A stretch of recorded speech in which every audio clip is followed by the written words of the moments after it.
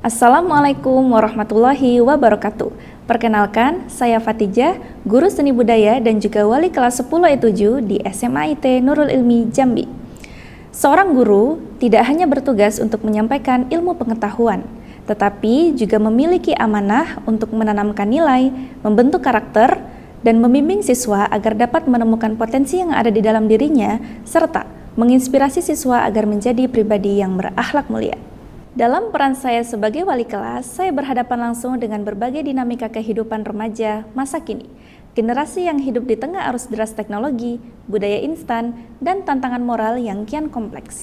Hal ini membuat saya sadar bahwa seorang guru harus mampu menjadi transformator yang mampu mengubah kebiasaan kecil menjadi kebiasaan yang berdampak besar dalam pembentukan karakter siswa.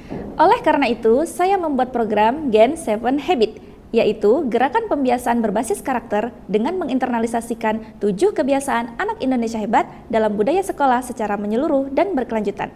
Program ini saya buat sebagai bentuk nyata kontribusi seorang guru dalam mewujudkan semangat GTK Hebat Indonesia Kuat.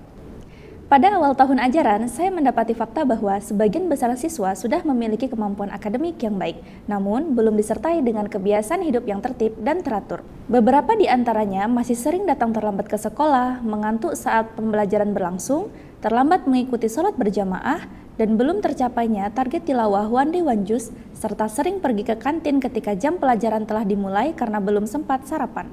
Selain itu, masih tampak adanya sikap kurang peduli terhadap sesama teman yang terlihat ketika beberapa siswa tidak membantu teman yang kesulitan memahami pelajaran, acuh terhadap teman yang membutuhkan pertolongan, dan kurang menghargai perbedaan dalam interaksi sehari-hari.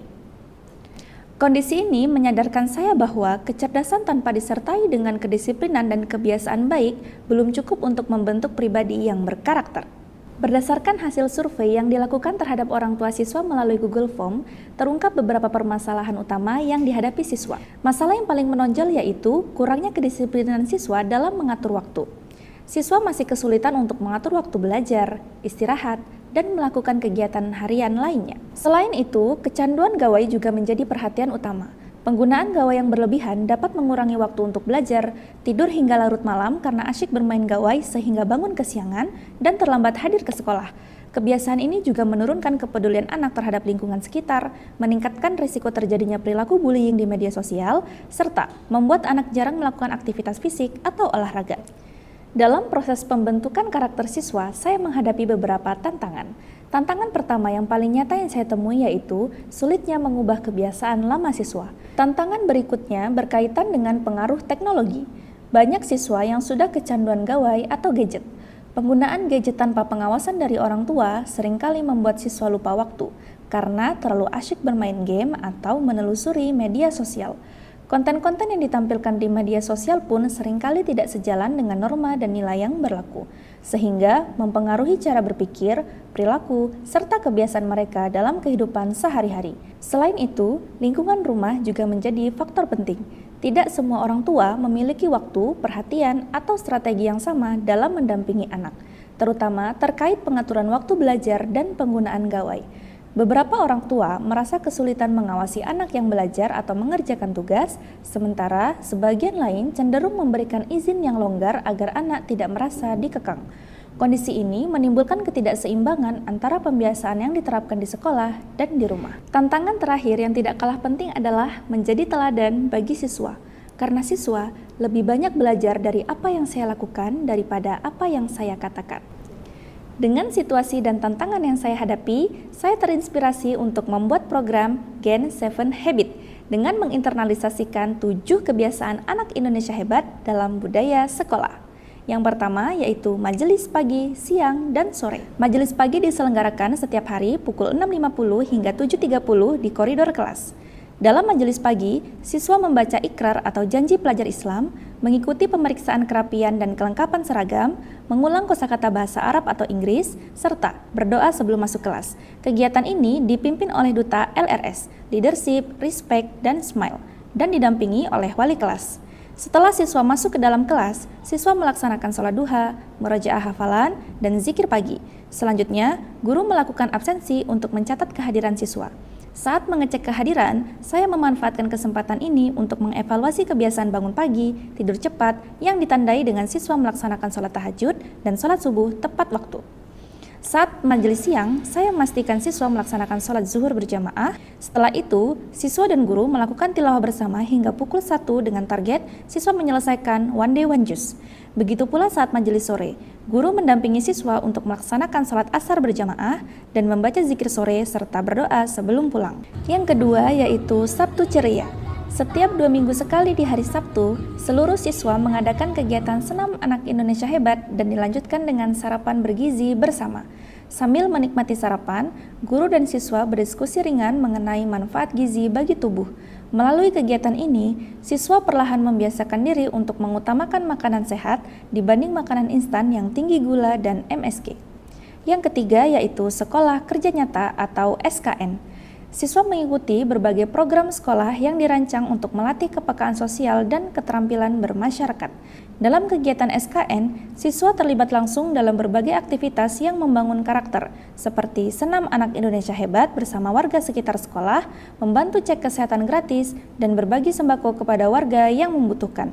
Yang keempat yaitu apresiasi sang juara. Setiap hari Rabu pagi, seluruh siswa dikumpulkan di lapangan untuk bersama-sama melaksanakan apel pagi, dilanjutkan dengan pengumuman sang juara. Setiap siswa yang memenangkan perlombaan dipanggil ke depan lapangan dan difoto untuk dibuatkan flyer ucapan selamat kemudian diposting di media sosial. Kegiatan ini secara tidak langsung memotivasi siswa agar gemar belajar dan menunjukkan potensinya di bidang masing-masing.